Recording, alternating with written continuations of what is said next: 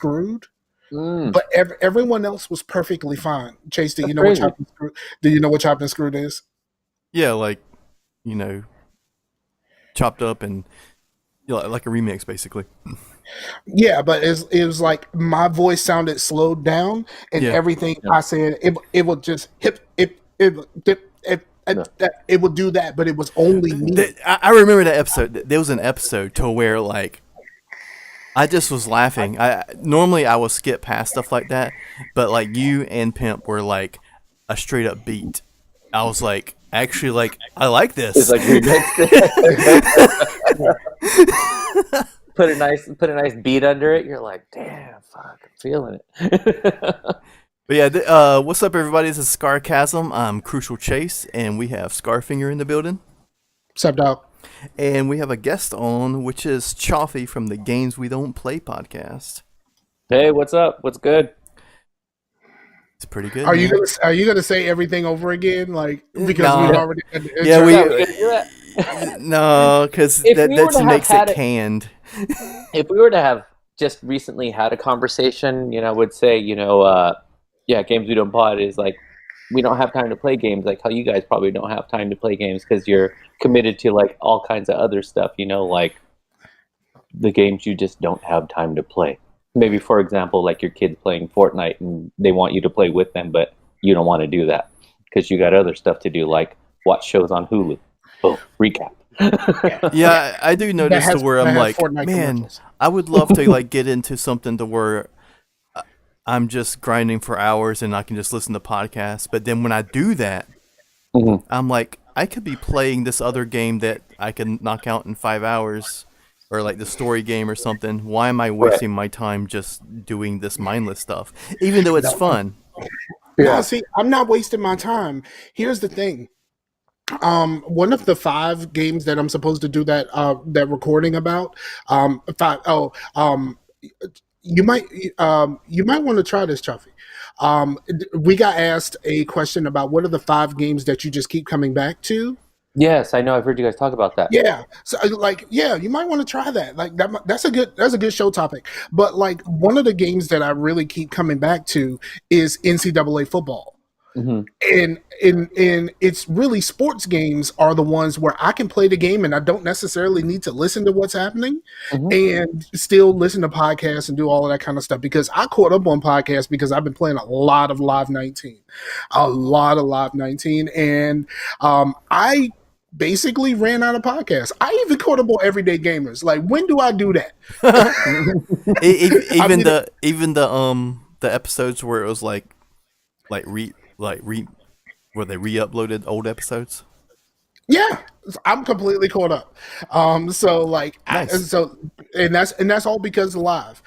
There's no other way I could have caught up to this point. But like, sports games are where you have the mixture of feeling like you're doing something and having enough time to do something else on the side, because I'll play live. There's a live stream that I watch on Sunday nights. It's a marching band live stream. And like, they usually go 2 or 3 hours. So I can sit there and I can put that on my tablet, sit that on the side, and then just kind of zone out and play a sports game or something that I don't really have to listen to, and it'd be perfectly fine.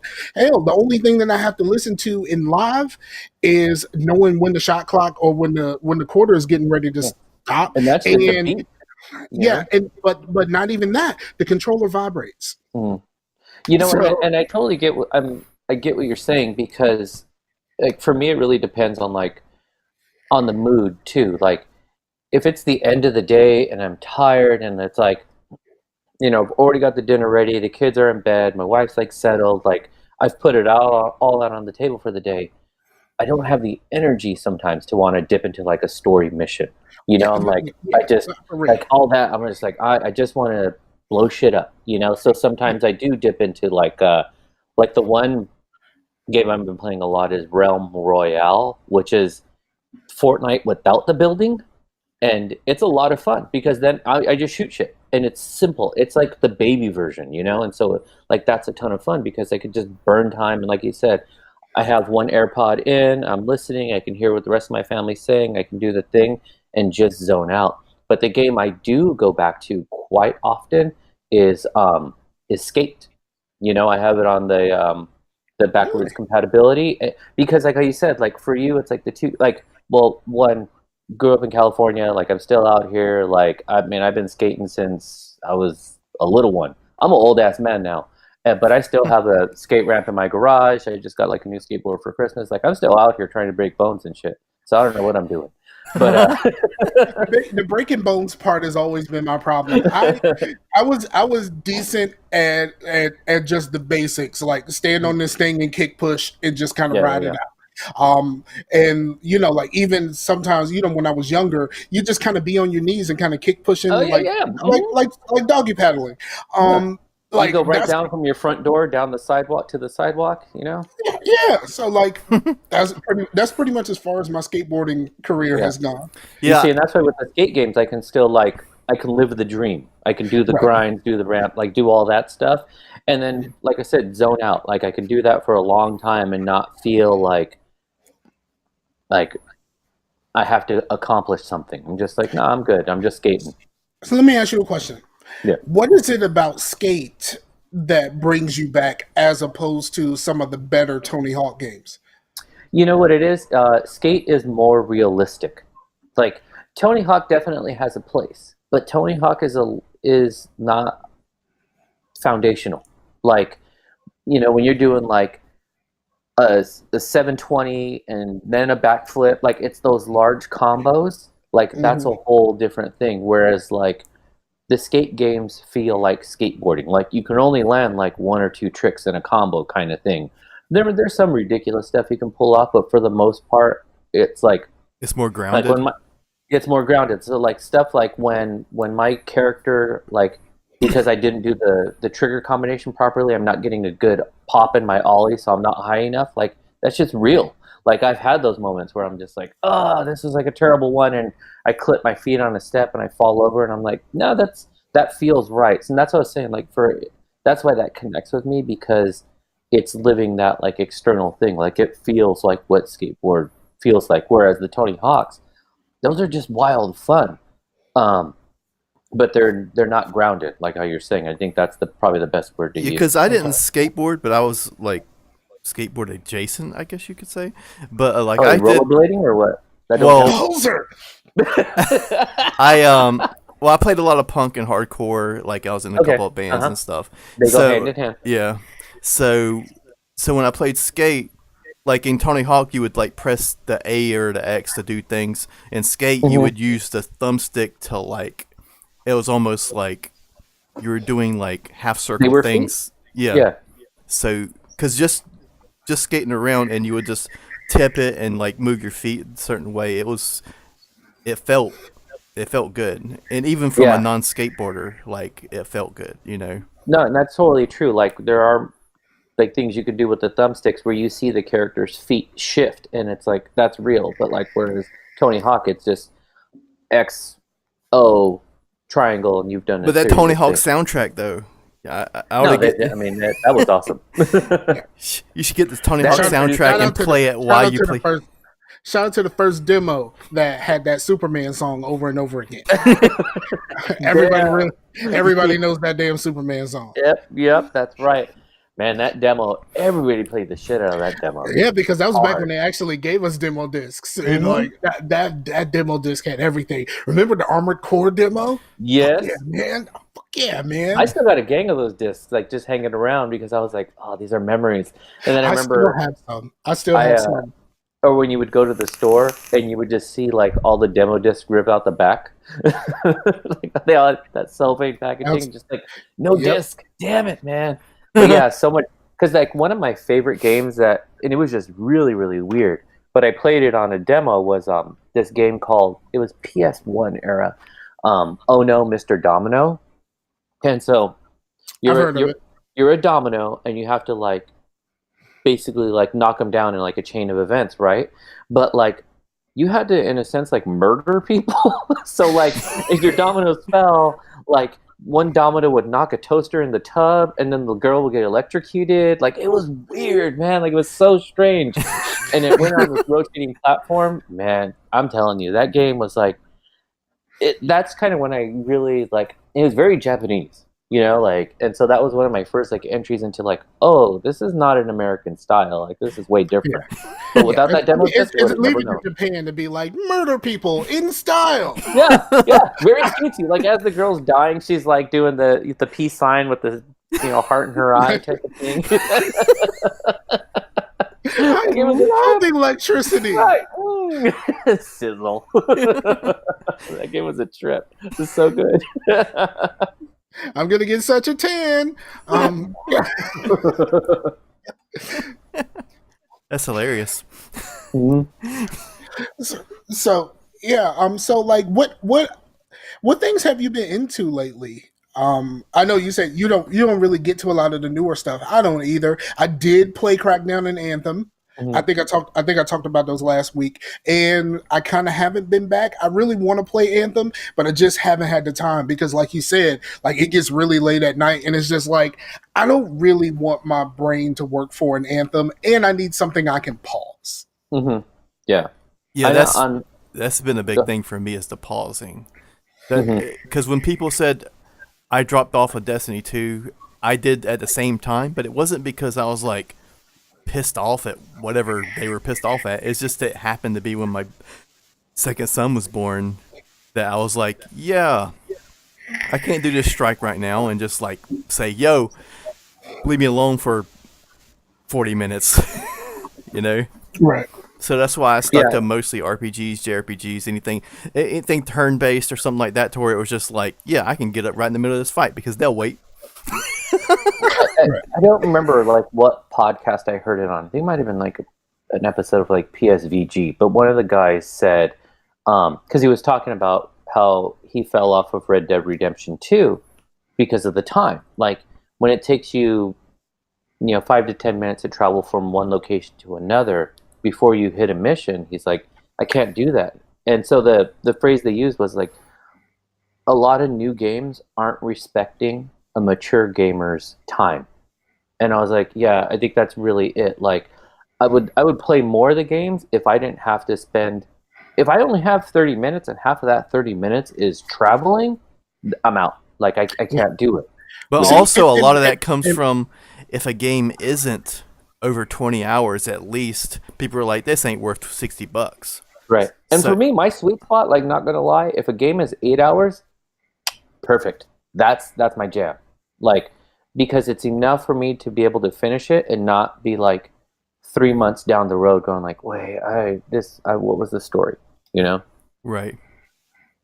Yeah. But I mean, and surprisingly, I've actually been playing a lot of stuff lately. But just kind of dipping into things like that Apex Legends, that one's got me hooked. Like that's a lot of fun. Especially that doesn't respect your time because they can pick you back up. Right, exactly. Overdope said, hey, can you answer me an English question? An English question? Yeah, I don't. Okay. Maybe he doesn't speak English and he wants us to answer the question in English? I don't know. Well, whatever the question is, put it in there. We'll see what we can do. I don't know. Yeah. Overdope's a pretty American name. Yeah. I don't know. Toss out the question, man. Let us know. You never know. Go ahead. We got it. I mean, I do work in education. I'm sure I can figure something out. But, no, what was I going to say? Yeah, so Apex, I've been playing that. That's been a lot of fun. And then, like I said earlier, Realm Royale, been eating up a lot of my time. And then I've been playing the Far Cry New Dawn, and I've really, really been enjoying that a lot.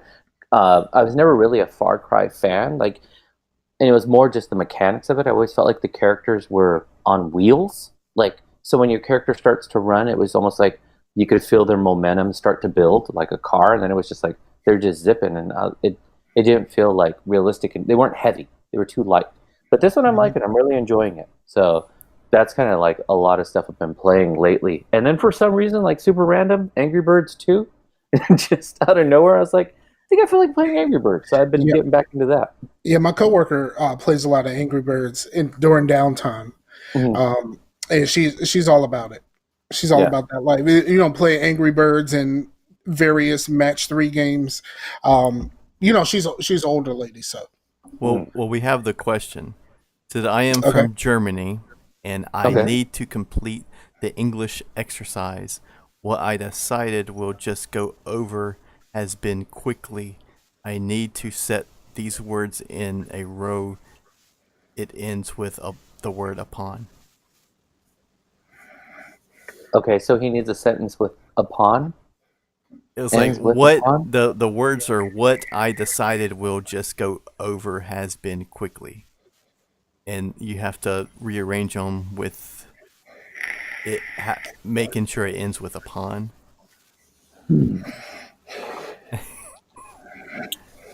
That's a hard one. That's really difficult because you need more context. Yeah. Yeah, and especially if you can't see it.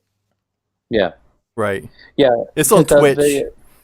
The upon piece would have to be you need some type of foundational noun.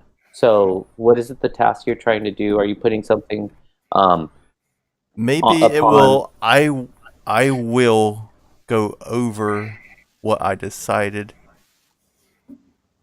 Okay, what I decided upon would be the end. Mm-hmm. So just go over what I have decided upon. Quick, but what I decided upon would be the end. So the other ones will just go over has been quickly. You would rearrange those to where they make sense. Mm-hmm. Yeah, I still feel like it's missing something though. Like it's gonna need a thing. Because what are you deciding upon? And also, I don't know. That sounds like what he had will go over quickly. Well, I don't think the context really matters. Just where just the grammatical. Sequencing. Yeah. Yeah. I didn't know that we were going to be doing English exams on the podcast. Well, I mean, what I will go over quickly, what I have decided upon, kind of works is like, okay, I will explain to you what I already figured out. Mm-hmm. Yeah. Okay. Yeah. So it's more an introductory piece to the conversation. Yes. This is what I have decided upon. Right. Boom. We are going to discuss. That's just the weirdest question for a mostly games focused podcast. Right. Well, while he's responding to that, Scar, I do want to give you a huge shout out because I was listening to a few episodes back, and I've been struggling in this conversation of trying to construct thoughts into a thing.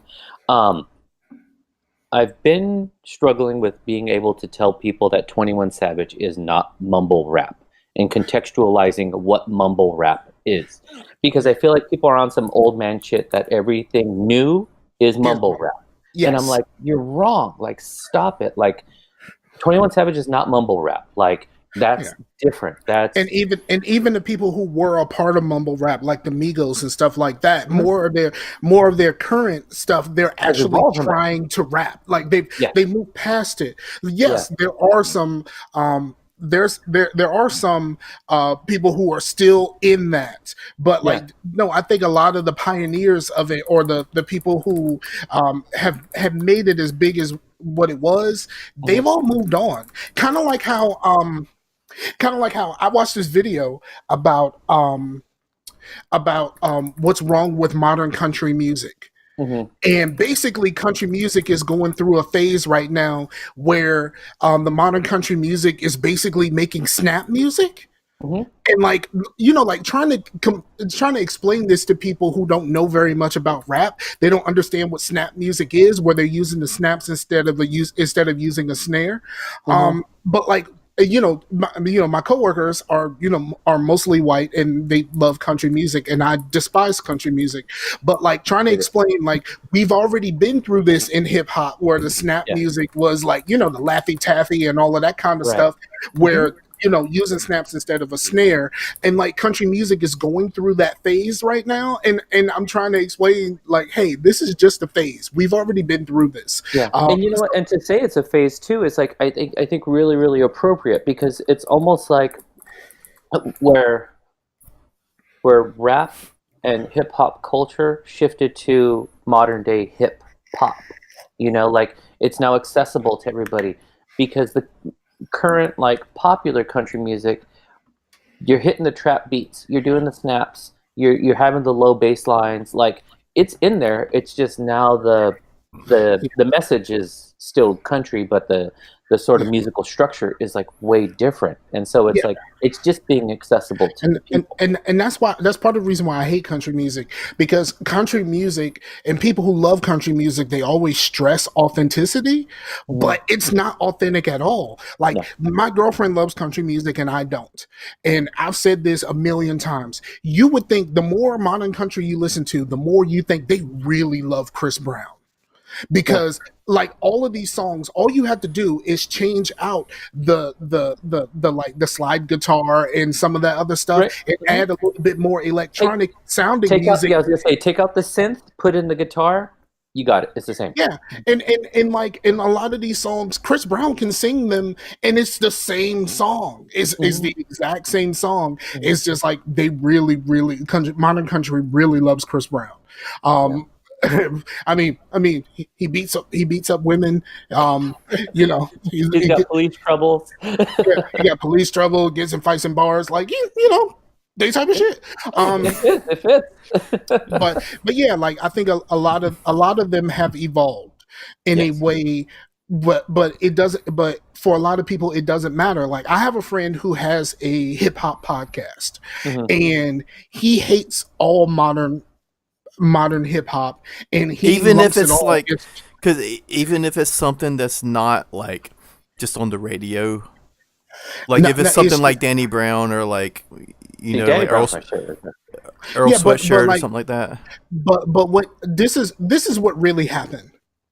There's a lot of old hip hoppers that still default to New York for what they love, and the fact is, New York is gone. It is gone. East West killed New York. New York lost the East West thing. Ever since Snoop came through and crushed the buildings, like New York lost the East Coast West Coast thing. But the West Coast didn't win either. The South won. And it's exactly what I said, and I put this in the context of gaming. Where like people were so enthralled with paying attention to East Coast, West Coast that they left the door open. They left the door open. The South came in. Like the whole idea of modern hip hop and what hip hop and hip hop is right now is that Texas and Atlanta and Louisiana sound of hip hop. It's the South.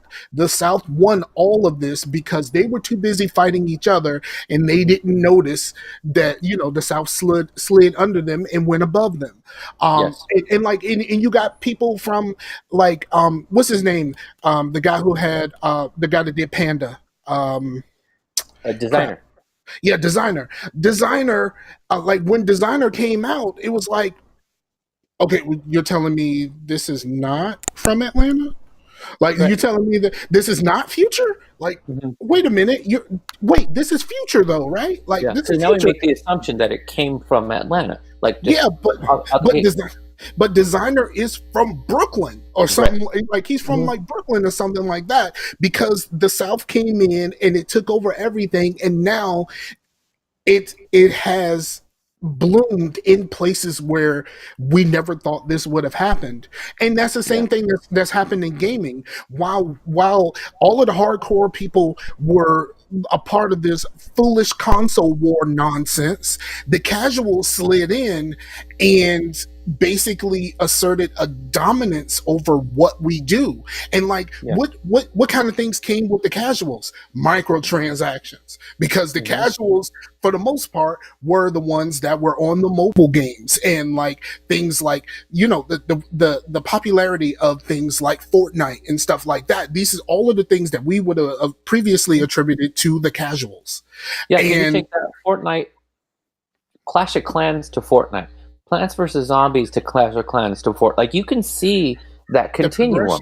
Like it's right there. And we were so busy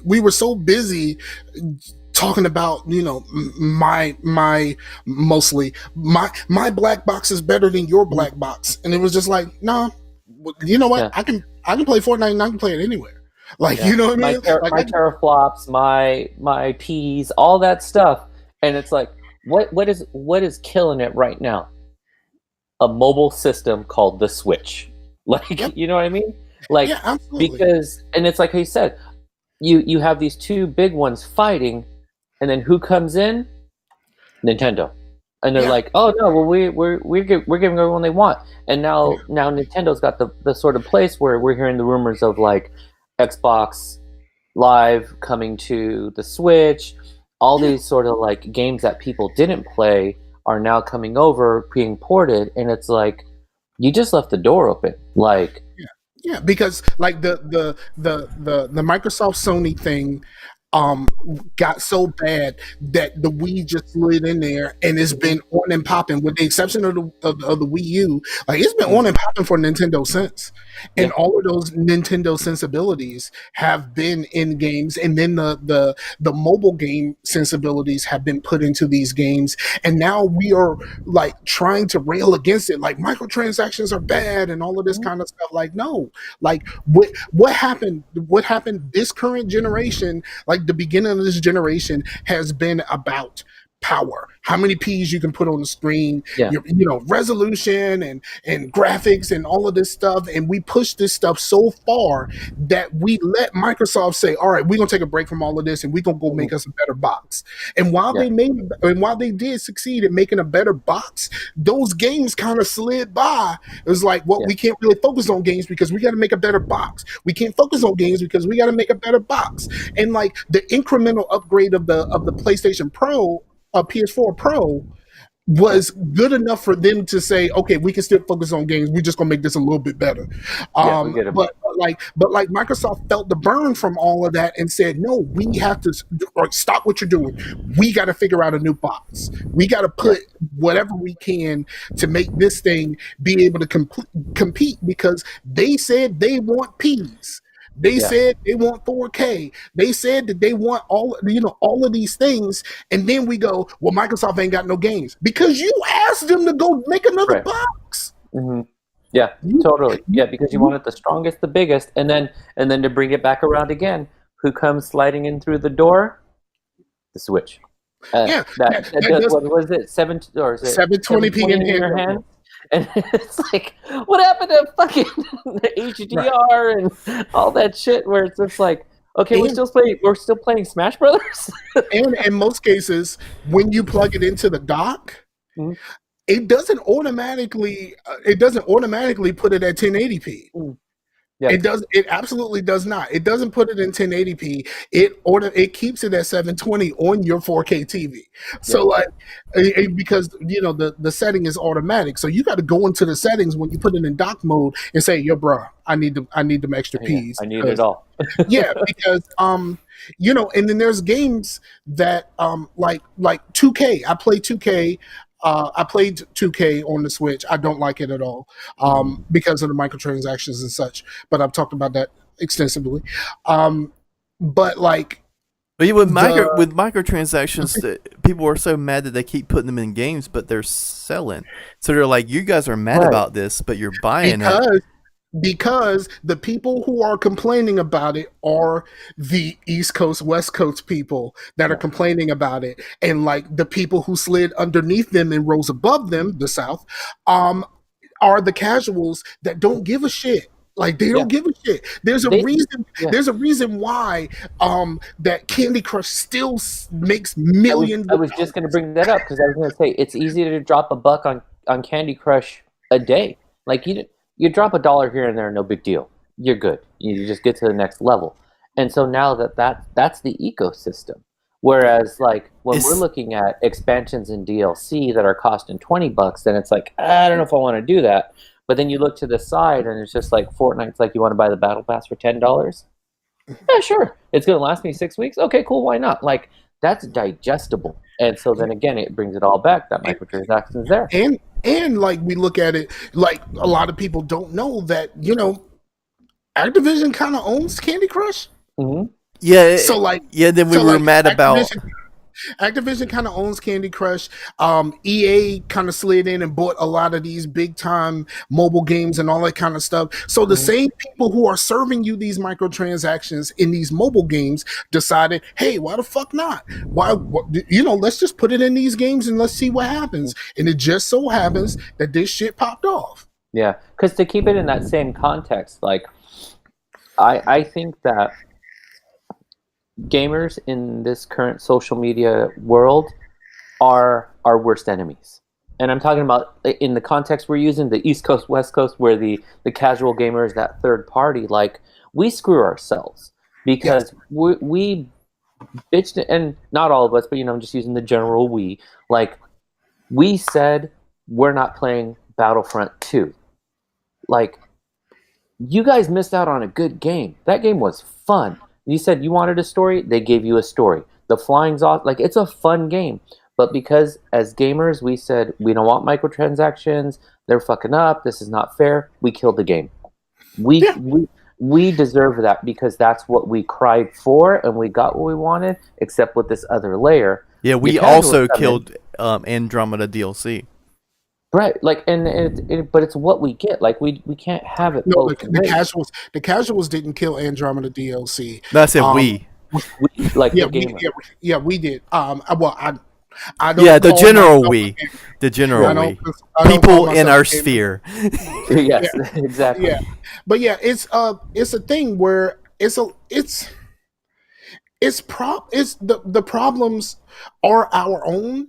And the problems got magnified by social media. Social media fucked everything up for us. Yes. Everything. Because before we were in our little cliques, we would go to forums and such, and like we would be insular and we could talk amongst ourselves and all of this kind of stuff. But social media, one, opened us up to each other. And it opened us up to the developers. It opened us up to the publishers. It opened us up to the people who are making these games. So like that vocal minority sounds so much louder now. Yes. That like the beginning of the end was them having to make changes to Mass Effect 3. Now I do like the changes that they made to the ending of Mass Effect 3. But everything changed with Mass Effect 3. Everything, because they caved. Yeah, when they flipped on that ending, it was a wrap. Then it was like the people knew they could win, and once the people knew they could win, then they were trying to get wins everywhere. Mm-hmm. It's like that feeling, like that. Yeah, I think it's the kid. Chase is short, so he may not know this, but like that feeling of the first time you dunked a basketball. No, I'm short too. I'm only 5'6", so I don't know if you know. Most Mexicans are really short. That okay. All right. So I'll change it up. That feeling of your first 3-pointer. That feeling of your first 3-pointer, where you know that you were.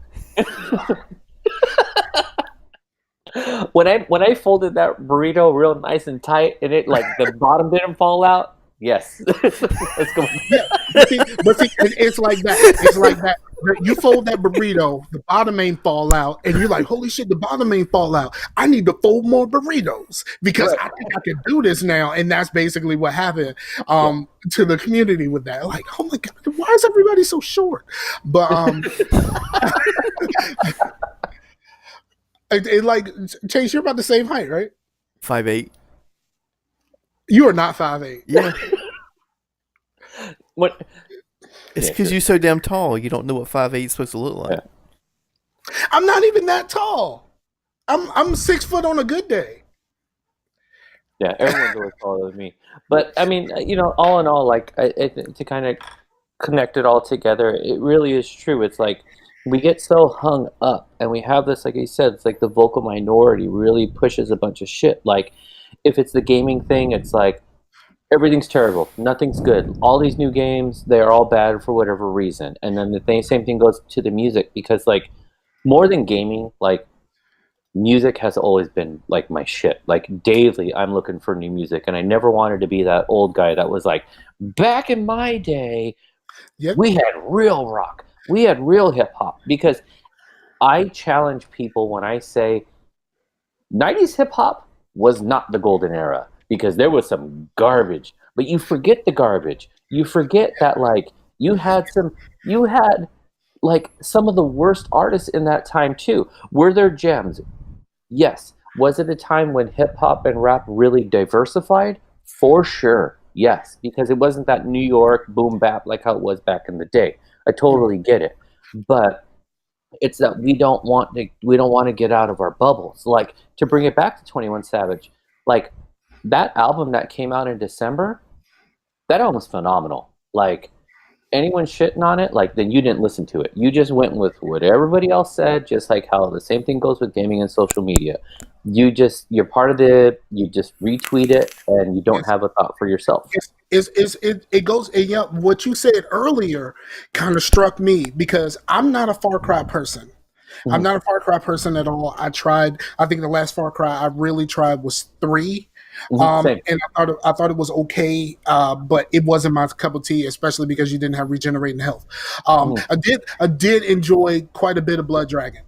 Blood Dragon was fucking hilarious. Okay, you see, we're on the same page. We're speaking the same thing, because I loved Blood Dragon. It sounded awesome. It made fun of itself. Like, it knew what it was, and I appreciated that it broke that like fourth wall type of thing. Yeah, and then but like when you said you liked New Dawn, I went, holy fuck, someone actually liked that, because I never played it, and I was never really going to. Mm-hmm. But like, it's the same conversations that I'm having with my friends when they start talking shit about Anthem and talking shit about Crackdown, and it's like, bro, have you played these yet? Because I didn't play enough of Anthem to really say that I could enjoy playing this game.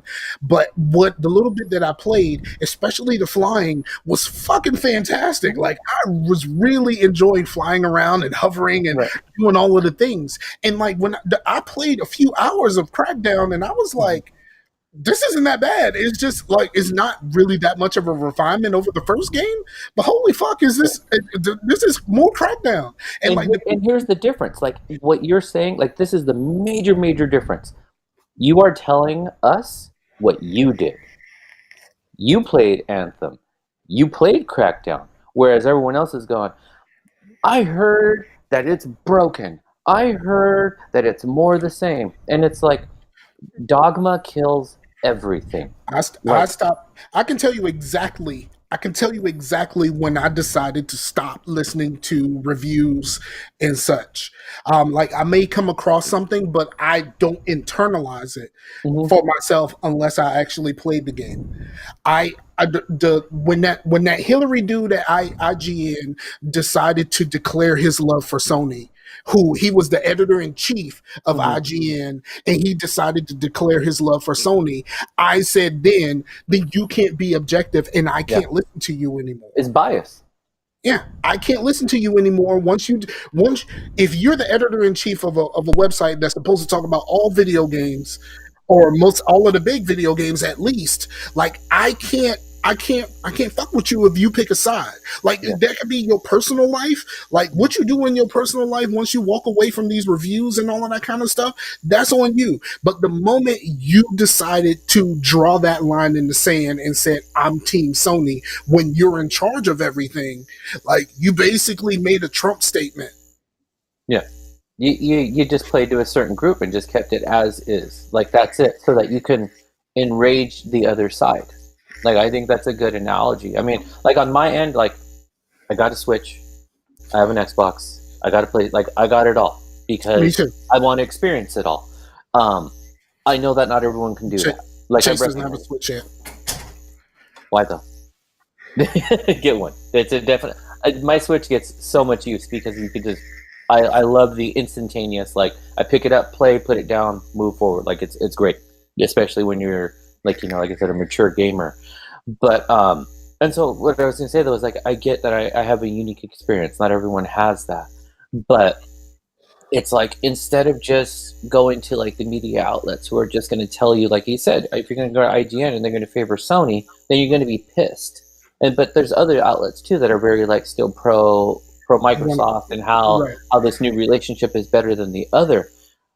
But we still give into it, It's still like, I mean, because you brought up like the politics piece, and it's like it's funny to me because I always tell people like everything's football. Like no matter what, like whether it's your political alignment, your religious belief, like your work or whatever, it's the team you fight for, you know, and that's like that's the flag, that's what you rally, that's what you build under, that's who you're like. What, did we lose them?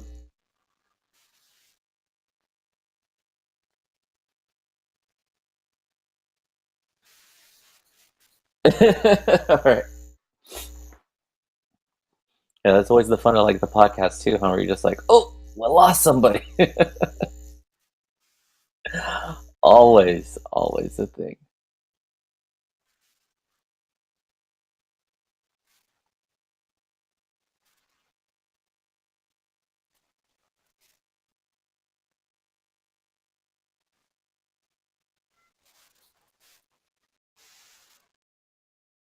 So, anyways, the point I was trying to make is that I think as a gamer, I think we're detrimental to ourselves. I think we do that damage to ourselves. We get what we want. We say we don't like it. We want the other thing.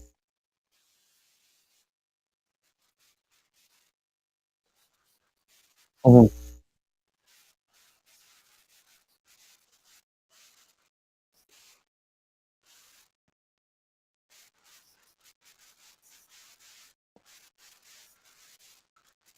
Right. Yeah. No. And I totally agree with that because it's like I play games like you know, in the general like sense of things, like because it's not the fully defining, and also I try to really avoid the a lot of that like pissed off bitch and moan like dialogue, you know, where it's just like I don't have time to fight over this. Like I'm too old to be fighting. Like I'm trying to figure out if we're going to be able to make the mortgage at the end of the month. Like that's the real big picture here.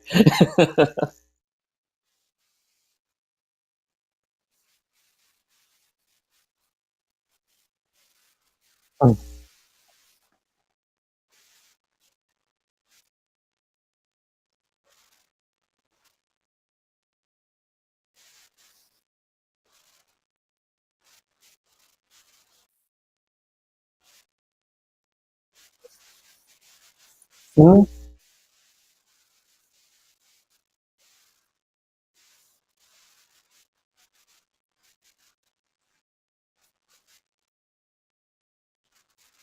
Mhm.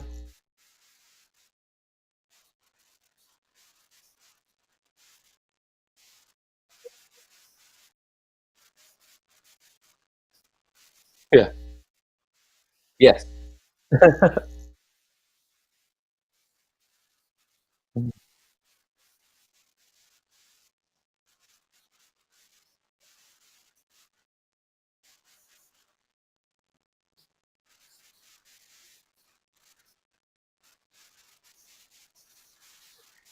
Right.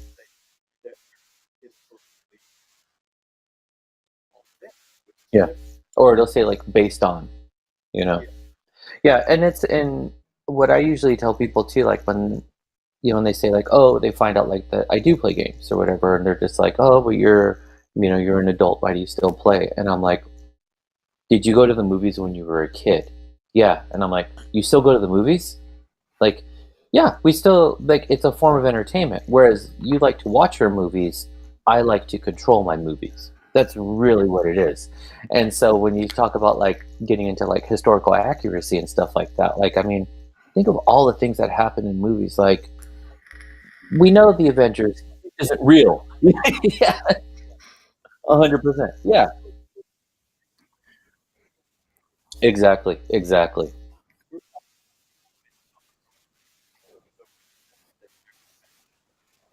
Yo, oh, are we talking about Battlefield?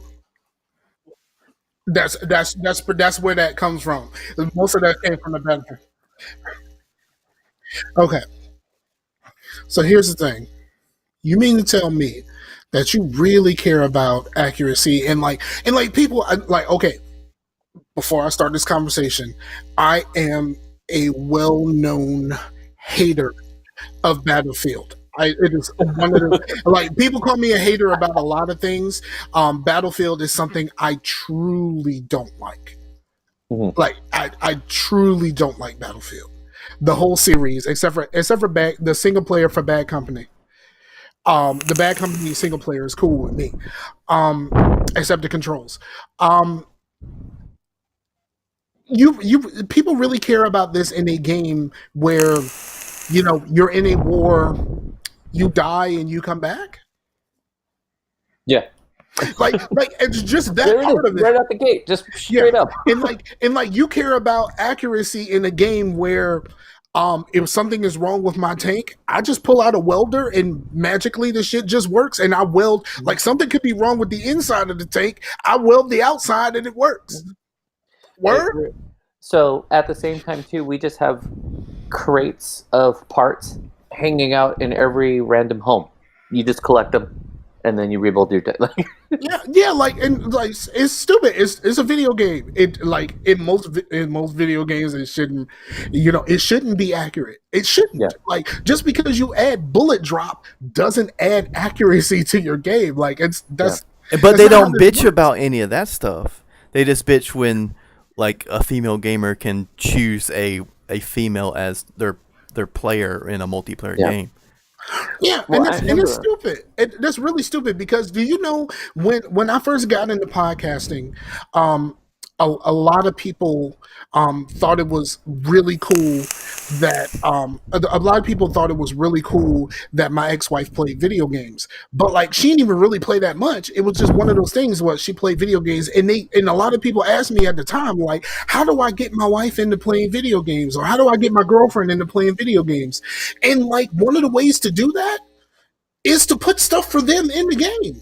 Like, right. If they could play a female character, it makes them feel better about themselves. I feel the same thing. I feel the same way about black characters. Like, if I play a game where I can choose or design a character, I want to be a black person. Like, can I be a black person, please? And like, like in most games, you don't really get that option, but in some games it's warranted, because in like Halo, they're all in, multi-billion-dollar suits that don't show their faces. So right. that makes sense on that level. But like, some people were upset about, like, can I be a black dude underneath? Like, if you can look through my visor, can you see if they make the excuse of like, oh, it's a set character, you have to play this set character. Commander Shepard's a set character. And you can be whatever Commander Shepard you want to be. Absolutely. But see, here's the problem when you think about that in the perspective of Master Chief, because they said that, people said that they wanted Master Chief to have more personality. But it was like, he can't, because like, we wanted someone to be as close to what you think as possible, but like, he can't be any close to what I think, because he's not a big black dude. Like, you know what I mean? Like, or in cases, he's not a woman. Like, Yeah, and what you're saying is definitely right. It's what you think. Like, that's where you can't, like, make everyone happy, and that's like going back to that whole Andromeda DLC. Like, if you just cater to the vocal minority, you're going to get stuck in this loop, which is the loop we're in now. Because if I think, well, you can never find a character that's going to look like me, then you're never going to find a character that looks like me. But we're talking about how many people in the United States? Like, right. It's impossible. So it's when they and so something mentioned earlier, if it's part of the game where it's just like, it's Master Chief, he's in this thing, he's in a suit, I can't see him, fine. If I have the opportunity, give me the slider, because then I want to access the game, make it look like me. Yeah, totally. I just made my multiplayer character brown. I made the Halo, his armor brown for a long time, just to have it balance in. But something I wanted to touch on that Chase was talking about was, and this is like part of the big reason why I, probably on the level of your distaste for the Battlefield is my distaste for the Polygon site. Because they just raise issue where there doesn't need to be an issue. Like, they have an agenda. And I remember it was like one of the when Call of Duty allowed you to create a female character, and then they ran a whole thing that was about a lot of guys are creating female characters because they want to shoot women. And I was like, Are you fucking kidding me? Wait. If I make my character female, then why would I want people to shoot her? Right. Because I want to win. No, the whole article is flawed. And so there was now this major influx of females playing female characters in the multiplayer sort of realm, and it was because guys wanted to have these provocative women, and they wanted to be able to shoot women and tear women down. And I was like, wow, you really that's a reach. Like, yeah, that's you the reach. really went far on this. But I think some of that is like I don't know what their agenda is, but clicks. Yeah, I know that, but they it seems like I heard that they were founded in part by one of the guys who just left a certain site. I can't remember which site he left. Kotaku. Was it Kotaku? Well, yeah, he was a big in with like the Gamer Gators.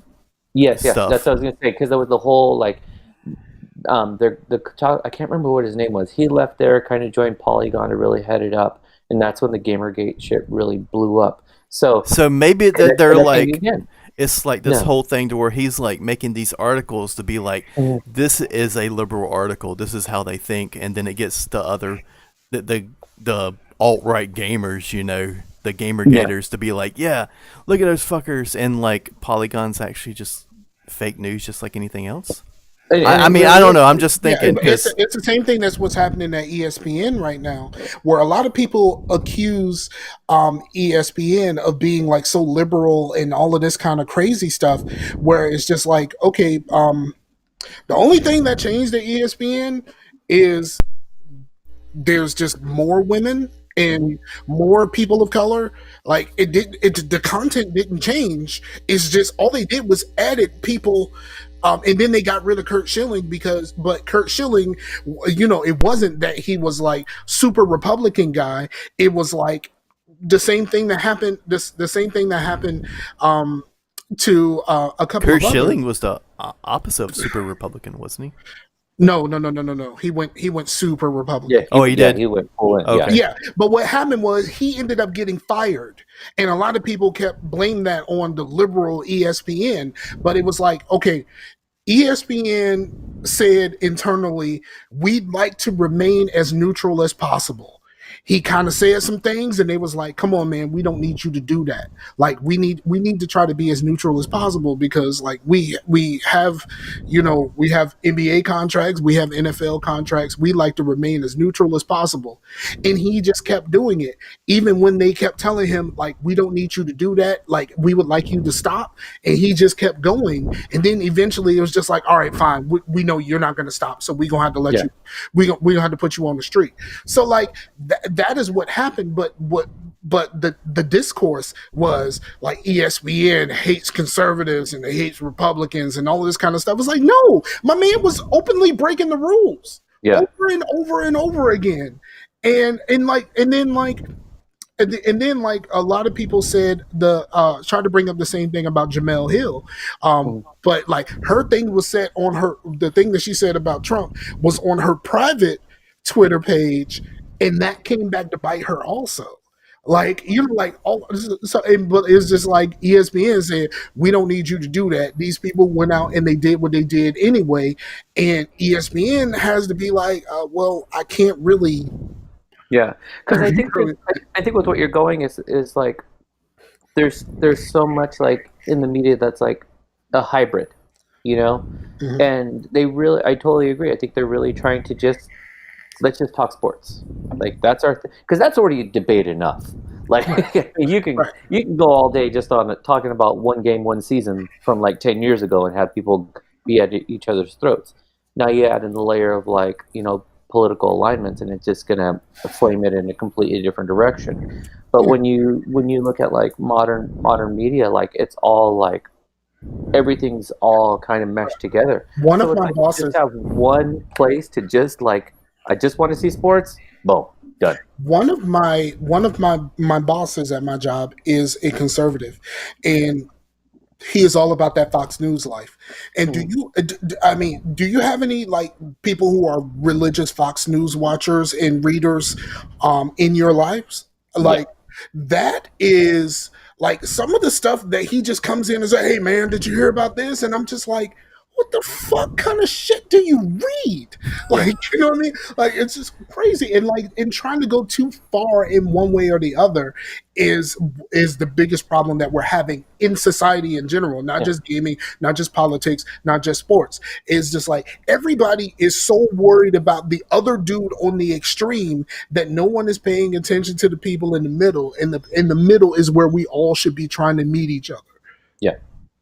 No, I totally agree. Because that's kind of, I think when you had went on earlier, like that's kind of what I was going for was we're so caught up with like that flag we run behind, you know, that team we rally behind, that we're not hearing, you know, anything else going on. We're just saying like this is what I fight for, and that's that. No other information.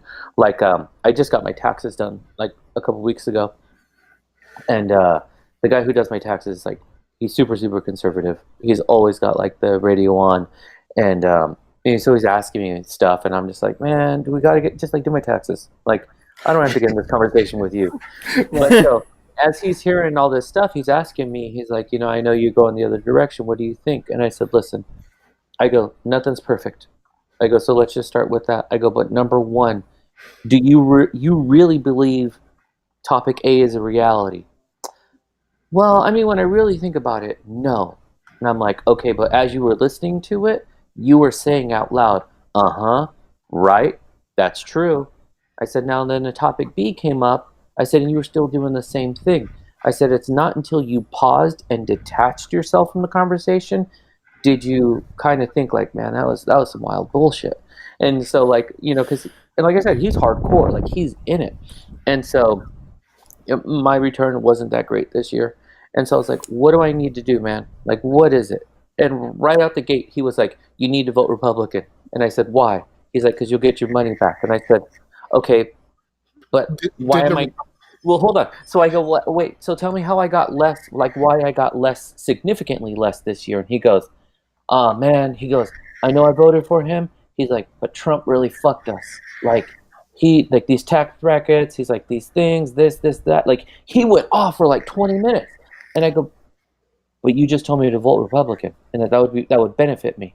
And he goes, well, I mean, it doesn't really. And I said, right, man. I go, it's when you say it, then you realize not everything's perfect. And I'm not saying like go away one way or the other if there's anybody who's conservative listening.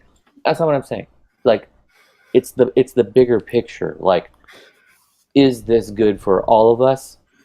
No. But we fuck ourselves because we go like, I'm a ride or die for this team no matter what. Even if that hits me in the wallet, even if that hits me in my health plan, even if that hits me at my job, even if that means I work for a month and I don't get paid for it, like, we just ride for our teams.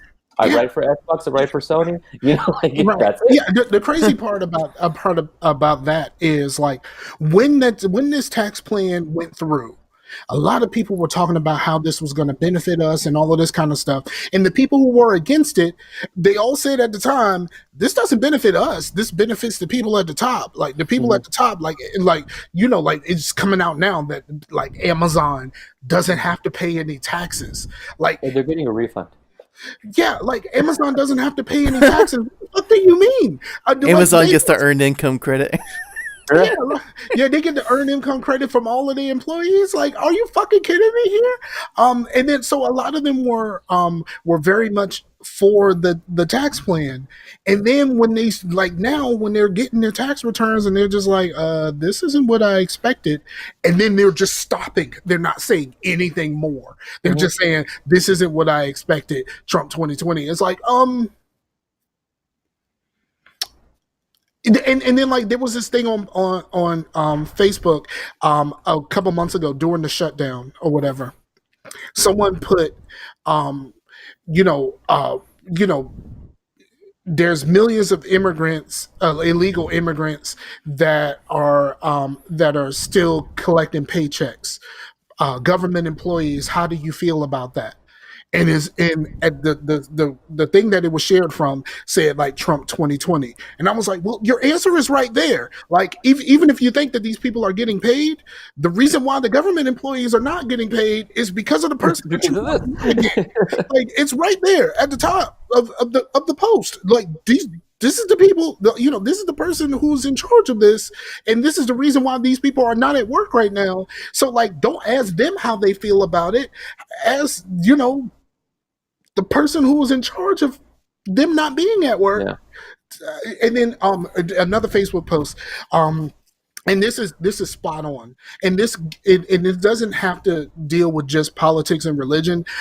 It's everything at this point, because like social media is just people shouting their feelings at each other, yes. And then other people who are shouting what they think is facts at each other and saying these are facts. But this Facebook post says being taught to avoid talking about politics and religion has led to a lack of understanding of politics and religion. What we should have been taught was how to have a civil conversation about a difficult topic, which is spot on. And that's not just about politics and religion. In our sphere, it's about video games also. Like we can't have a regular conversation about things. Mm-hmm. Like even like the microtransactions conversation, we can't really have that conversation because it's just a whole bunch of people shouting. Yeah. It's about the women characters in video games. We can't have that conversation because it's just people shouting at each other. Like, okay, so like listen to this, because this came up like it was big like right after Christmas.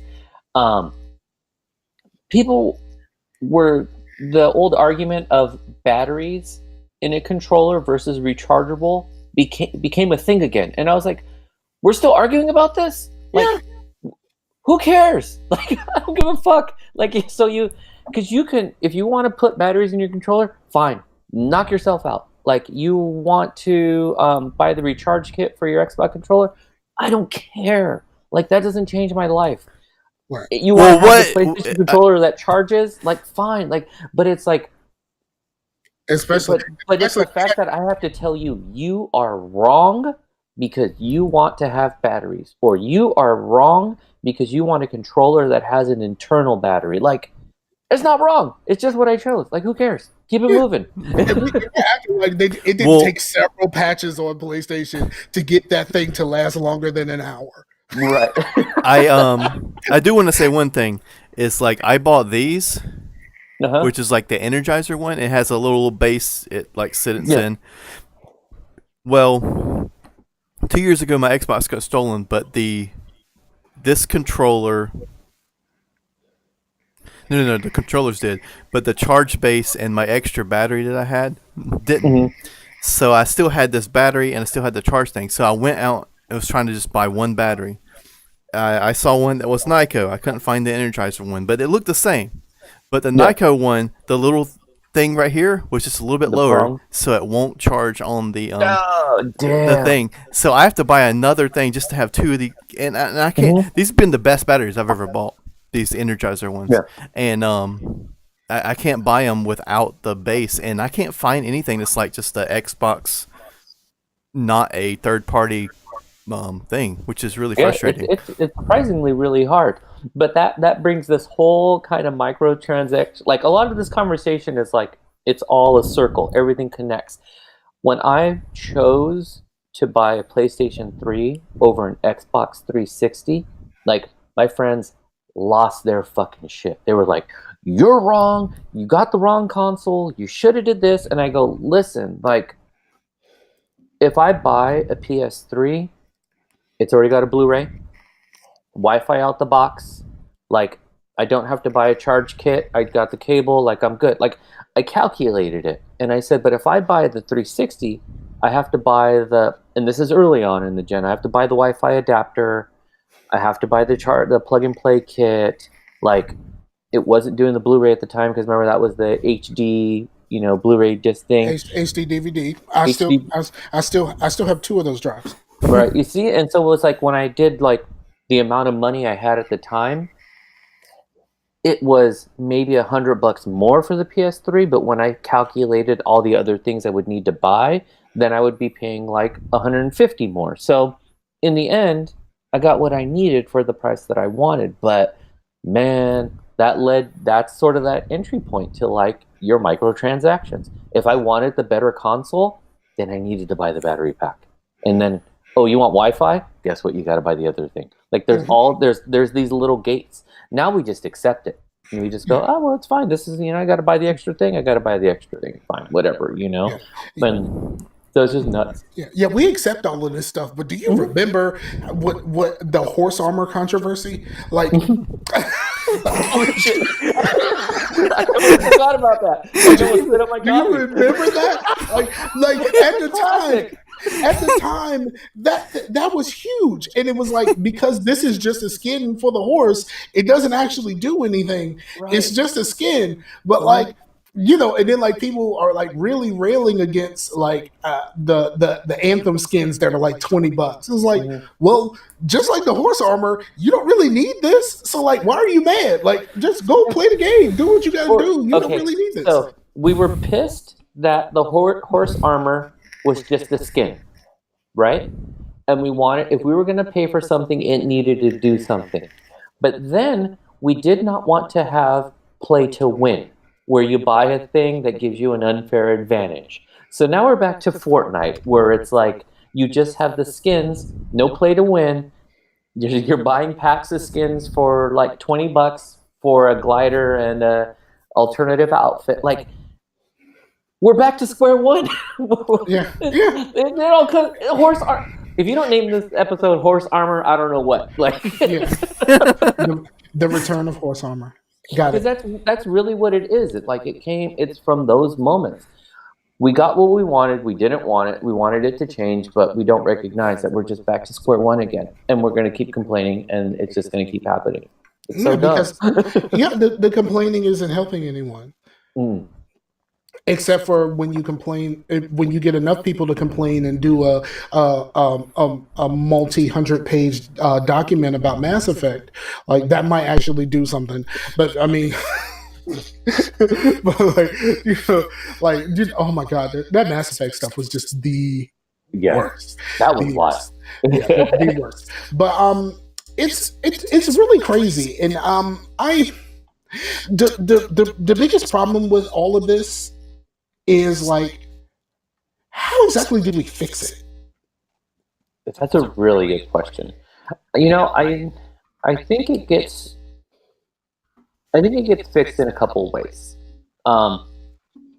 If the rumors are true, that we might be looking at like, the projected end of multi-consoles and kind of having one unit where everything goes to that application model. Right? Like our smart TVs, right? What was that guy's name? Dennis Dyack? Shout out to Dennis Dyack. He predicted the one console future a long time ago. Yeah. and I kind of see it like, on one hand, I'm like, I love my console, whatever, but when you look at what your television can do now, like your TV is supposed to just show TV shit, but you can have other TV formats in there. So my TV can do Roku, my TV can do Hulu, HBO, Netflix, you name it, and I can add more. I think it was like on the Nerdist like years ago, where they talked about how I don't remember what he was talking about. Oh, the iPhone, and it was like how it was the early iPhone and how he likened it to shaving, and how we know like Gillette's like is the big like shaving company, and he's like the reason they won was because they had the handle. And the handle was the moving piece. All you had to do was change the head. And that was revolutionary. Because now you get what you want, and all you have to do is just change the top. That's what our TVs now, that's what our phones are now. Like, all we have to do, we get it the way we want it. We just put it on. And so it's like, if I can stream Xbox Live through my TV application, why not? And you tell me there's a possibility I might have a Nintendo one or a PlayStation one. Sure, like Sony TVs and not that long ago had PlayStation Now or Samsung's had PlayStation Now embedded in them. And so it's like, that's where we're going to end up going. And I think that's going to level a lot of the playing field, because it's going to be, you get what you want in one centralized location. I think the piece that's going to be left out is still going to be, now I have too many subscriptions. I think that's going to be the bigger argument. That's the problem. And what I see, and I started to see this with the whole Netflix canceling their Marvel TV shows, so that, you know, Disney's streaming service, which is supposed to come sometime this year, what, you know, so that can, I guess, so they wanted their ball back, so apparently they can do something else with it. But it's just like, bruh, I already pay for Netflix. I now pay for Hulu. When certain TV shows are on Stars, I pay for a Stars subscription. And then like WB came out and put out the Titans TV show that I wanted to see, but I'm like, I don't really want to pay for another subscription. And then like, by them removing these Marvel TV shows that I really like, except for Jessica Jones, I really like these shows. But if they're going to put these on this service, now I feel forced to have to pay for another subscription. And it's like, at what point does this stuff stop? And that doesn't even count like the Amazon Primes, the HBOs, and all of that kind of stuff that you just spoke about. Like, all of this stuff is like, it was cool to not have cable. Like, it was really cool to not have cable, but by the time I pay for all of this shit, I might as well have cable. You're back to square one, because now you've sort of priced yourself out. Yeah, because that's what I was just gonna say too. It's like you go around and it's like, oh, the new thing is like, people are like, what do I see a lot? Oh, millennials have killed cable, and I'm like, number one, please know that millennials are almost 40 years old. Like, on the high end, like, don't trip. They're not all 18. Like, stop it. No, we don't rep for millennials. We call the young kids millennials. Even, I'll be 40 this year. So this is the point I was going to make, though, is that like but it's like, well, but we aren't doing that. Like, it's the people who, like, we had our options. We build what we want. I still have cable. I use all my channels all the time, and the subscriptions I want. It's what's open to me. It's what I need. And if I don't need it, I kill the subscription. If I want it, I bring the subscription back. I also thought it was really funny, too, when after all this drama is going on, Netflix raises their price, and then what did Hulu do? Man, it's that backdoor thing again. They came through and said, guess what? We're going to drop our price. And I was like, man, that was cool. Oh, what they did was they dropped the price. They dropped the price on the one with the ads. They kept the one without the ads the same price. Yeah, but it's still enticing, though. You'd be like, all right, guys, fine. But you know what? Hulu got me because they did a thing where they did a thing for 99 cents a month for the first year. Mm-hmm.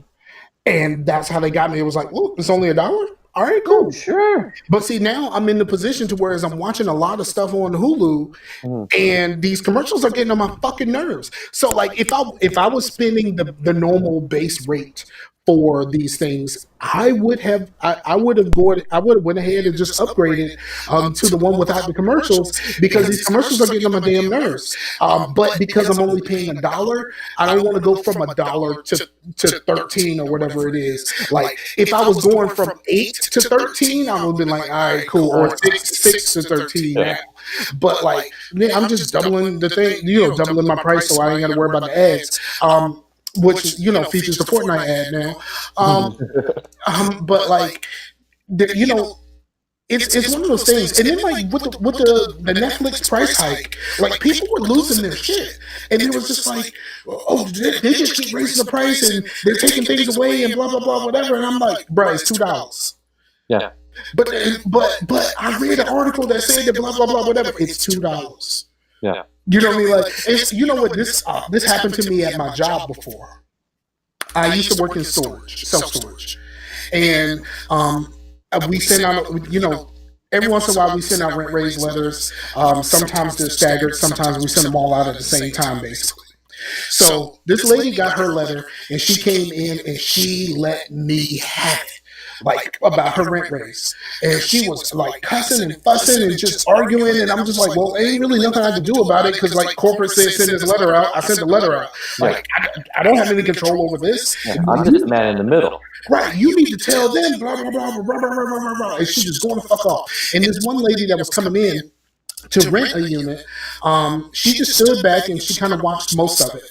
And then the lady leaves, and the lady behind me says, I don't know if I want to do this now because I mean, if the price goes up that much, like I don't know if I really want to do this. And she was like, how much does it go up? And I was like, her rent went up $3. And she was like, all that for $3? And so, like, you know, like, just the outrage. Like, we are 100% in an outrage culture right now. And like, I like again, like I said, I have absolutely no idea how to fix this. Like, how do we fix this? Yeah, because I know on my end, I've lowered a lot of my social media presence recently because I'm just like, it becomes too much. Like, very rarely, the worst place is Facebook for sure, because that's just like share nonstop.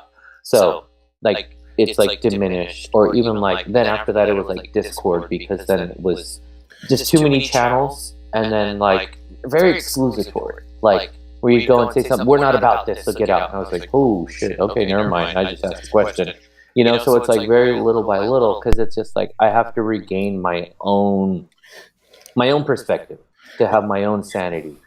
I'm the opposite. I pretty much live on Facebook now. I cut Twitter off. Yeah. I cut Twitter off, and I pretty much only live in my mentions on Twitter. Like if somebody says something to me, then I'll go on Twitter and I'll respond or whatever. But I cut Twitter off because Twitter became the grounds for the problems, the gaming industry problems for me, because a lot of the Twitter people that I follow were all a part of, you know, the gaming community. So like I walked away from that. I live on Facebook because that's where like my family and my friends are. But like I try not to get into a whole lot of stuff on Facebook, and like there's a lot of people that I have like just muted their posts. Like I just don't see them. Oh, I love that mute. That mute feature is the best. but because I'm a podcaster, like I had some issues on Twitter a while ago where I just started unfollowing people. Like I didn't block anybody. Like you know, I didn't block anybody. I just unfollowed the shit. Like all right, cool. Like I'm out. And I had people like hitting me up in other avenues. It's like, you unfollow me? Like what the fuck just happened? Like and like people got really like in their feelings about it. So what I do is I just mute people now. So like you still think that I'm around, you can still see all my stuff. I might see yours, and then we'll just let it roll from there. Yeah, and for me it's the same but opposite. Like I had to really like step away from Facebook because of like the people I know in real life, where I'm just like, it goes back to what I was saying earlier. Like it's sharing the same like nonsense over and over, and not really thinking it's like about you're seeing people that used to like totally roll with back in the day. Yeah. Like I would see people that were in a sister hardcore band that have completely went off the deep. This was right around the time it was really bad around the like Zimmerman trial thing, and when people were like totally like bad mouthing Trayvon and shit, I'm like, I am totally fucking done with this shit. Yeah. And you guys were just like moshing. I know when you grow up. We were just moshing together like 10 years ago. What the fuck, man? Yeah, like you're now. I know I might have hit you in the face once, but fuck, you just got back up and gave me a hug. It's like, just show up, just type, when did you become the man? Right? No, for real. Like I said to someone not that long ago, I was like, you know, because it was this whole, you know, millennial argument type of thing. And I was like, listen, don't forget, like, Gen X is now real old, and we are making some shitty decisions. Just like we said, we were never going to be like our parents made shitty decisions. And our parents said they were going to be. I go, it's normal. Yeah. It just is what it is. It goes back to the hip hop argument, where like the people our age that talk shit about hip hop, and they believe that 90s hip hop is the greatest thing ever. And I said, okay, so let me get this straight. You believe that the music that came out when you were younger is the best music there has ever been, and the music of today is just utter trash, all of it, no matter what it is. Congratulations, you just became your parents. Yeah, exactly. Like, and that's totally it. Like, we just got to accept it and keep it moving. there was, I don't know who the comedian was, I can't remember right now, but it was like he talked about when he was young, it was about like staying up as late as he could at night and going to the concerts and just living. And then now as he's in his like late 40s, like the most adventurous thing he wants to do is just like get up and maybe make a sandwich. Like he just wants to like chill. And he's like, but that's when I realized like I'm old, I'm a parent, like it just, I think once we settle into that and we recognize like it just is what it is, then it all gets easier. But when you try to project like I'm still this other thing, I'm still this, but I was Gen X, and it's like, right, we did fucked up stuff then too. So, just accept it and keep it moving, but stop like trashing everyone else.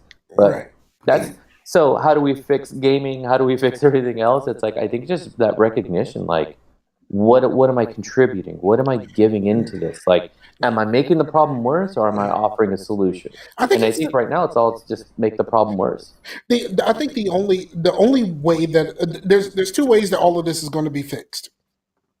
One sounds crazy, and I've said it on multiple occasions. One sounds crazy, and the other one is achievable, but people have to like. We have to like agree that we're all going to do this. The first thing is like we can fix all our society problems when the aliens come, because we'll have somebody else to hate. Like once we have somebody unifying for sure. Yeah, we'll unify over that because we have someone else to hate. We'll be putting their Xboxes and PlayStations together and being like, "Fuck the aliens." It'll be the thing. Like well, the camera didn't get up. yeah, like the military was doing with the PlayStation 3s because of the cell processor. Like they were like, yeah, we could put these in server racks because of the cell processor, and we can like make some shit happen. And what was that app? There was an app on PlayStation 3. The one to like where they were like for like research and stuff like that. But yeah, like there was, I remember that. I can't remember what it's called. It would just run like 24/7 because it was like cancer research or something like that. Yeah, something crazy like that. And then, but the other thing is like we all, no matter what you believe in your life, like adopt the golden rule. Like you don't have to like if you are anything, if you black, white, red, green, if you are Democrat, Republican, Independent, Green Party, whatever those weirdos are about, like like, or if you, whatever religion you believe in or anything like that, like at the baseline, if we all just treat others as you would like to be treated, like that's it. Like treat like if the biggest problem in our society is we don't treat each other well. We just don't. We just don't. And like if you treat everyone like how you would like someone to treat you if you were in that spot, then that can change everything for all of us, but we just can't get there. Yeah, the same people that says that everyone's way too offended all the time, they get offended too. All the time. Yeah, because guess what? In Anthem, the game's called Anthem. You know what I do when I land? I kneel.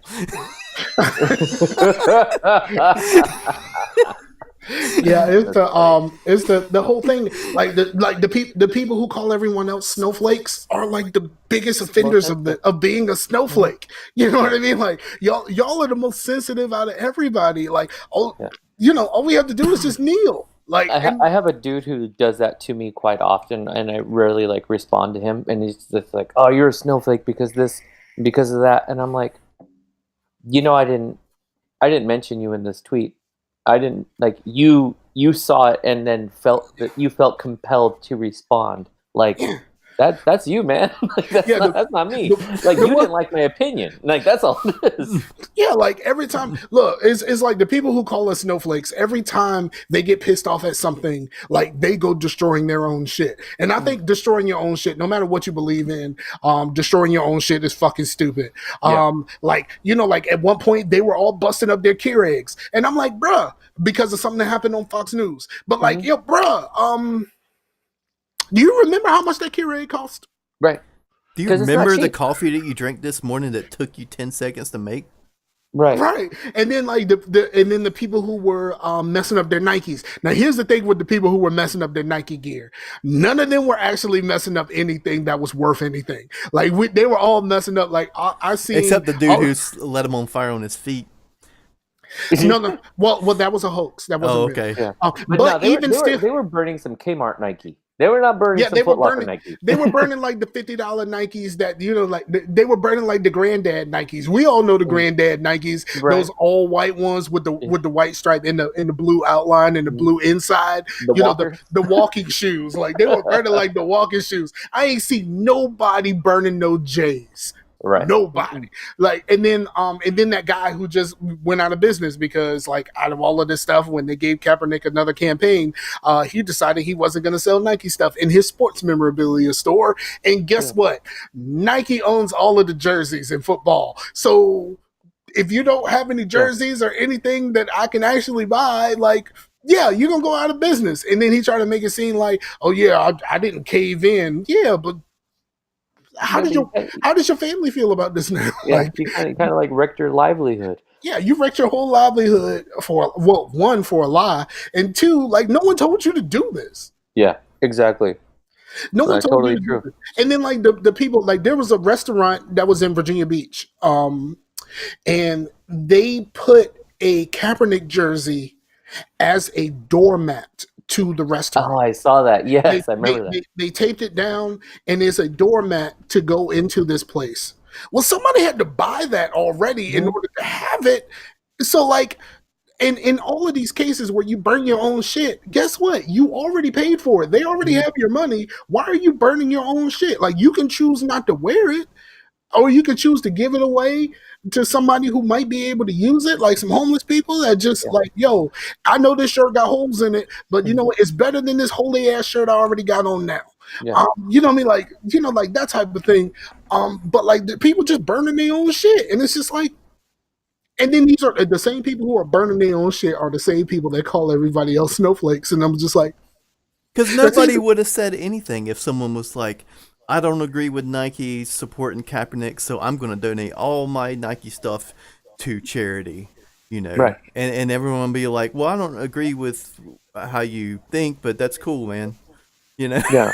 Kaepernick devoted his whole most of his shoe collection, which he had a lot of shoes, to homeless people. Like, you know what I mean? Like, the person that they're so against, like, when they said, well, what are you going to do about this? He actually put his time, his effort, his energy, and his money to, like, donating to causes, like buying suits for dudes who just got out of jail and, like, don't have a job, buying them a suit. Like, yo, you can walk in, like, if you put on this suit and you walk in there, like, you might actually be able to get a job. And, like, that kind of stuff. I ain't going to get too far into the Kaepernick thing because it's all stupid.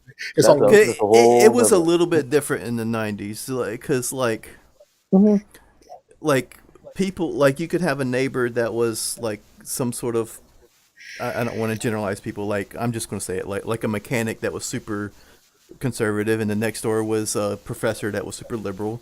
They would be friends, they would differ, but maybe they would, rag on each other a little bit, but it wouldn't, like, get too out of hand. And also, like, back in the 90s, you had one of the most liberal bands of all time, Rage Against the Machine, and conservatives and liberals both freaking love Rage Against the Machine. Right. But now, if there was a band that was, like, politically charged on the left or the right, like, people, like, just go off. Yeah. No, and that's totally true, because I think what it all touches upon, too, is, like, making, like, irrational decisions because you're outraged. You've been so hyped up because you constantly see on your feed that this is wrong. And you tailor your feed too, like, I'm only going to follow this cluster of people. And if you're all pissed about something, then that's just what you're going to do. So then you don't want to talk to your liberal or conservative neighbor because you're just like, fuck that guy. That guy sucks. And it's like, nah, just, in the 90s, we didn't have that, So it was just like you said, I think that was a good example, Chase. Like, your neighbor might bust your balls a little for, a decision you made, but it's just busting balls. Yeah. Like, you weren't gonna, like, try to get him fired from his job and, all this other shit, and digging dirt on him and, whatnot. You know what's the worst part about this, and we need to wrap up soon, but you know what the worst part about this? The people who are, like, so anti-outrage culture, that just rails on this shit, and then you're just like, you do realize you're outraged right now, right? Mm-hmm. Oh yeah, it's the people calling snowflakes that are actually snowflakes themselves. It's the same thing. It's like I'm so sick of this outrage culture. This is pissing me off, and like I can't even blah blah blah this, and I can't blah blah blah, blah that. I was like, nobody said you couldn't. Like maybe. Yeah. I mean, how many super pro-capitalist people hate EA? Because they're fucking them, and then they're like, yeah, but well, you need to like, even if sometimes you're gonna. Everyone needs to be a little bit more selfish, and I say that in a way to where like, if you would like make decisions that helped yourself and helped people like you, after a while, everything would like, because people will like vote and stuff to like help things that have nothing to do with them. Be like, oh man, I'm going to go against this health plan, even though that would really benefit me. But fuck that, because it's. Well, a lot of people, and like when like that famous example of that guy that went on Facebook talking shit about Trump getting rid of Obamacare, and he just went on an Obamacare rant, and he just started letting everybody have it, like, yeah, we need to get rid of this Obamacare nonsense and blah blah blah whatever. And a friend of his was just like, you do realize you're on Obamacare, right? He was like, no, the fuck I'm not. I'm under the Affordable Care Act and blah blah blah. That was really so many people did not know that those were two different things. They were the same thing. Sorry, they were not two different things. Yeah, it was just like, yeah, you followed behind the rhetoric so much that you didn't realize that this was a part of you already. Like, the whole, and I know of people who still are like, they're gonna take our guns away. And I was like, y'all do realize y'all said all of this stuff when Obama took office, and you still have your guns, and there's absolutely nothing different about your lives, like nothing at all. But you still think that they're trying to take your guns away, and they're trying to do all of this stuff, and it's just like, where does this come from? And it's like, it's like my favorite bumper sticker I ever see, that I still see around, was the and it was bigger in the Obama era, was you keep your change, I'm going to keep my guns. And I was like, nobody's trying to take your guns. Like, I think the last time someone actually took guns was like the Reagan era, after, like the whole assault rifle issue, like early on, where then it was the ban on like the heavy assault rifles. Like, and that was a conservative Republican. Like, I don't know what the fuck you're talking about. Like, and as much as they hold Reagan up, like Reagan did some like fucked up shit. The same way that that liberals hold up Clinton. Like they both did some fucked up shit. Oh yeah, no doubt. To the people who still like glorify them, like they both did some real fucked up shit. Like maybe you want to look up your mans in them and make sure that like what you're talking about is accurate. Yeah. And no one cares about accuracy these days. Did you watch the Adam Ruins Everything about gun control? That the original gun control is actually like super racist because they used the gun control to keep it out of the Black Panther Party, basically. Yeah, and like, I mean, I know about the Black Panthers and the COINTELPRO and all of that kind of stuff, but it was basically like the thing about it is like every time like one of my conservative friends or whatever talk shit about the Black Panthers, I say, okay, so who did the Black Panthers kill? Right. And they never have an answer because, like, the Black Panthers, they patrol their neighborhoods with guns, but we have nothing to point to them actually committing acts of violence, like the alt-right and like the KKK and like all of the, the neo-Nazis and all of this other stuff. Like, you have nothing that you can point to, but like they still believe that the Black Panthers themselves were a militant group. Yeah, a militant group, and it's just like, no, they just walk their street. They walk their streets with guns, right? And like their whole thing was trying to protect people. And well, and here's the other thing too, is because you just said that they walked their streets. Yeah, because it's the fear of like, but you're going to come to my neighborhood, and then I'm always waiting for you to come to my neighborhood, and you're going to be there. And I heard It's like the killer bees that are supposed to be taking over the United States for like 30 years now. I'm still waiting for them. But here's the thing.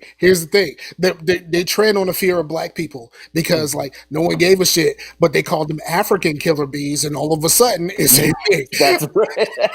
They call them African killer bees, and there's a thing. Like they try to scare us all the time, and it was like George Carlin said that scare people buy shit. So they try to scare us into buying a whole bunch of shit. Like remember when swine flu came out?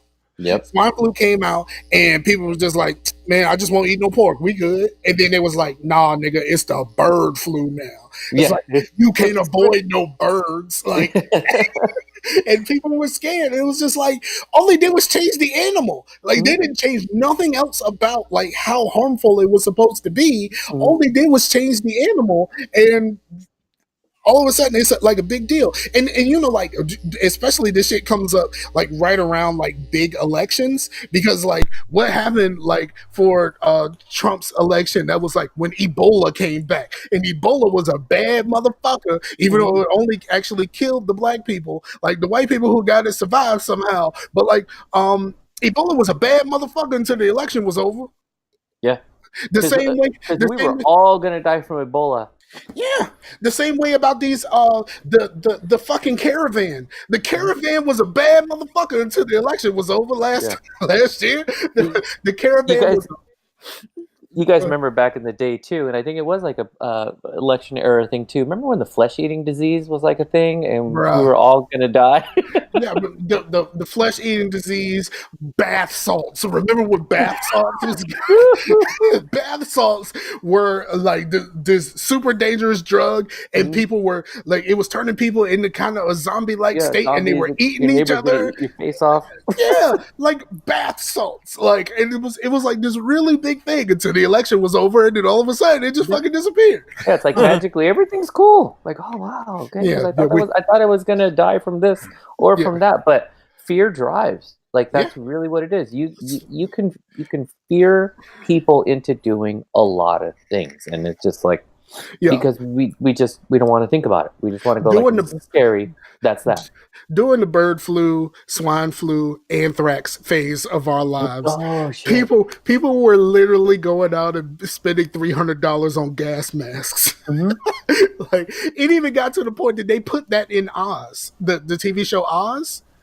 They put the anthrax thing in Oz. Well, spoiler alert. That's how the whole thing ends. Someone sends a thing of a letter with a letter that's not all the way sealed for some reason, but it just looks like a regular old letter. They open it, some powder falls out, they have to evacuate the prison. That's how the whole thing ends.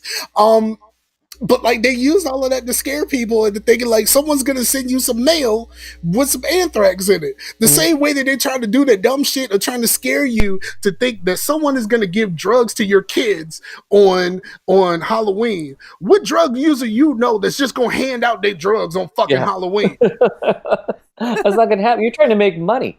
Like you're not trying to look. You're like, and if you're gonna be giving away drugs, you give away your sample to someone who's gonna come back and buy them from you, not the 9-year-old. Like if you're gonna get someone high, you want to see them get high. You're not trying to stand from the back and be at your house like Mr. Burns with your fingers together. Excellent. Yeah, exactly. No, when anthrax was a thing, the school I was working in, the main office manager, like secretary lady, when mail would come in, she had to wear her like special long gloves and like a mask on, and I was like, that's gonna save you? And she was like, that's what I bought this kit and it's gonna take care of me. And it was like the paper ass like mask. I was like, you're gonna die. It doesn't matter. Have you ever played any zombie video games? How many hazmat zombies have you fought, man? Right, exactly. It's a wrap. In the CDC, full on CDC or whatever it's called in the video game. They in the full on suit. And here's the worst part about it is like people who play video games should know that like they can't save you. Eyes, like... and it's the worst thing because those are the motherfuckers that's the hardest to kill. That's shoot the tank, man. You gotta shoot the tank. All that shit on.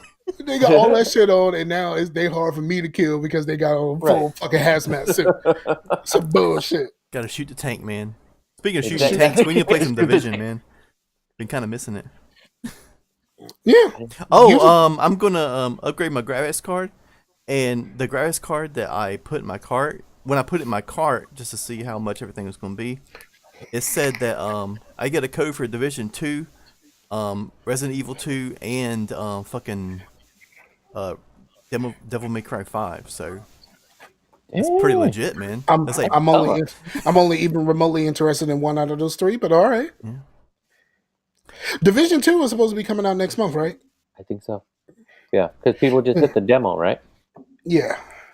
I did not play the demo, just like I didn't play the demo for Anthem. But I'm interested in Division. It might be the first game that I buy like full on day one in quite some time.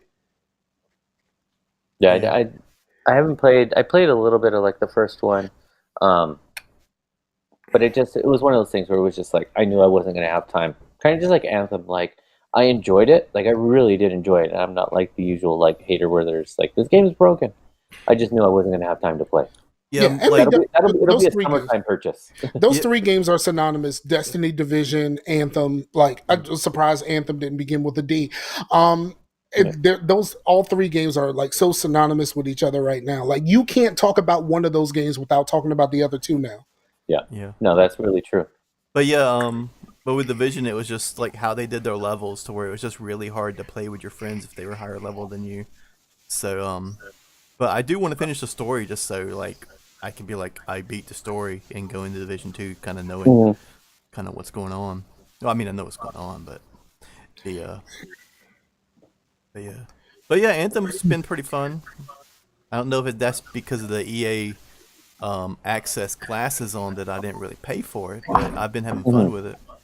Like the 10 hours or so that I got to play. Yeah, I really need some time to get back to it. I've heard nothing but good stuff from like the regular people that I know, like all of the like the people who review stuff and like have YouTube channels and such. They've all just been constantly shitting on it. But like all of the regular people that I know, and the same thing with Crackdown, all of the regular people would be like, yeah, it's cool. Yeah, for one, totally. I hear like everyone that starts out the review, they're like, "Hey, the combat and everything, and all that stuff's good." I was like, "Well, that's what I like about it too." Like, but like a lot of the stuff, there's just not enough there or something. Or they said the story was too long-winded. I was like, when has that ever been a thing? Like, you guys normally say the story's too short. It's just like when we were talking about the people who are secretly snowflakes and call everybody snowflakes. Watch how the people who say that the story is too long-winded, ask them if they're a Metal Gear fan and see what happens. It'll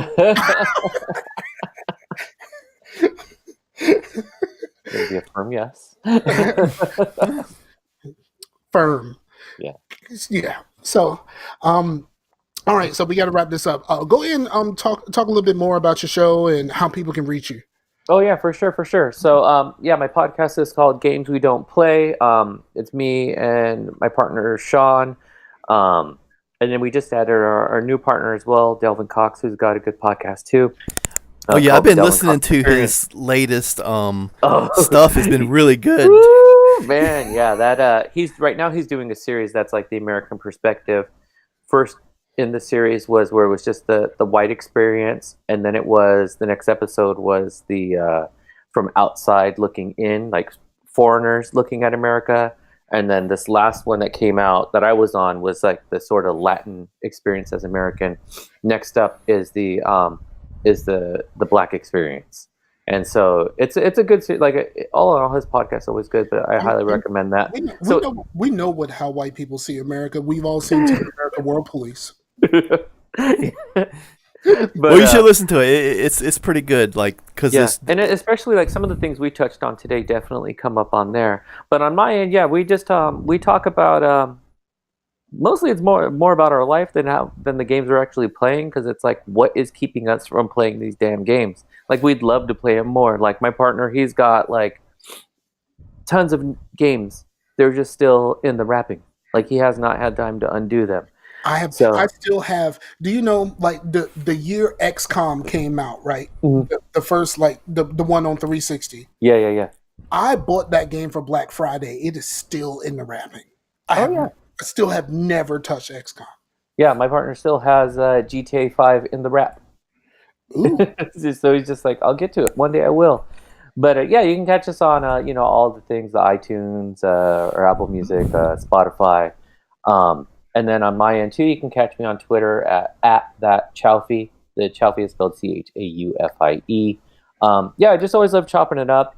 To say. Can I ask you real quick? What is that name? Where does your name come from? Okay, so the name comes from my wife kind of made it up, and then I just took it over. We went to like a Peruvian restaurant, and they had this chicken dish called chaufa de pollo, and so then she was like, "Chauf sounds like it would be like a name, or like, man, you're like chaufing it up or something like that." And then from there, she just kept calling me that. So it was actually a name she started calling me, and then I just stuck with it because it was right in the right time to like where you're setting up like your screen names, your gamer tags, and so then it was like I knew there weren't going to be any other Chaufies, like unless I wanted to be like Kill a Murderer, 759. So it's just like, all right, fine, like this is what I'll stick with. So it's always easy to find this screen name because no one else is using it. But that's where you can hit me up, and then anytime you want to just BS, like I'm always down, for sure. Word up. Cool, man. But all in all, man, thank you. I really do appreciate you guys having me on. Like I have been enjoying your show, and then just even today's conversation, where I just love your sort of open forum format. Like we talk about a ton of stuff, but I enjoy it. Like it's that room to like breathe and have an honest conversation. Like people, this is how you talk to each other without being like, "Fuck them guys, never coming back." Yeah, because So thank you. Because like the last co-host before me, he has a lot of life stuff going on. He's been running and stuff, but he was like a Reagan era conservative as well. So it's not like we're all liberal over here, Right. But oh yeah, Pimp absolutely hated Obama. Hated Obama's fucking guts. But he's not a Trump supporting Republican. I can get that. No, he is not. Well, he wasn't. We ain't talked to him in a bit. We don't know. Well, even the Trump supporters back then, they're kind of like, yeah, I don't know if because it's funny. Some of them are like, well, he's not bringing the white apocalypse. I hate him now. It's a different game. Yeah. So yeah, man. Shout out to the people and everybody listening. Shout out to our dude from Germany who asked us a question about English. And ain't nobody saying nothing on YouTube. Cool, man. I'm a little disappointed because your boy didn't even show up. Yeah, he showed up a little bit at one point because I think he finally found us because he wasn't following our new one. Because because we were using my YouTube channel for a while just because it was just easy, but this year we decided we need to set up a centralized YouTube channel, so that's what we did. Yeah, I'm still working. I don't know how long it's going to take, but I'm still working on a possible Patreon. Well, I'm working on a Patreon. I have a Patreon. There's just nothing on it. So I'm working out the details and like the reward system for Patreon. So like that's coming at some point.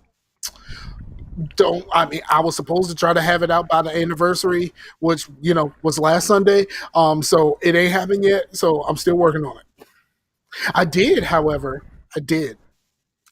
I created a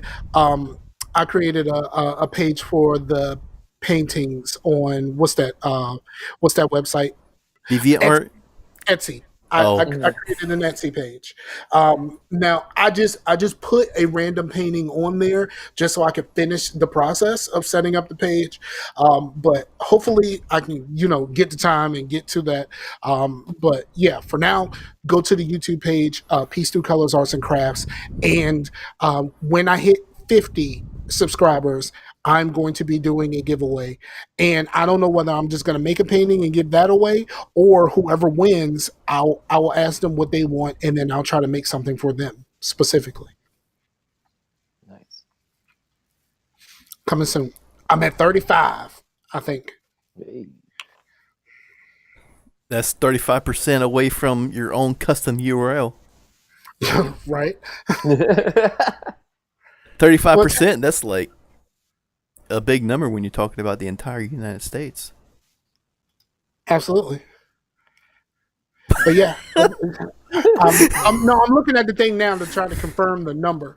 But yeah, I'm at 35 right now. So when I hit 50, I will do a giveaway, and it's going to be for the YouTube comments. You have to leave a comment on a specific post that I put up announcing the giveaway, and then I will contact whoever wins. And you know what? I'll do a custom painting for them, whatever colors they want me to use, all of that.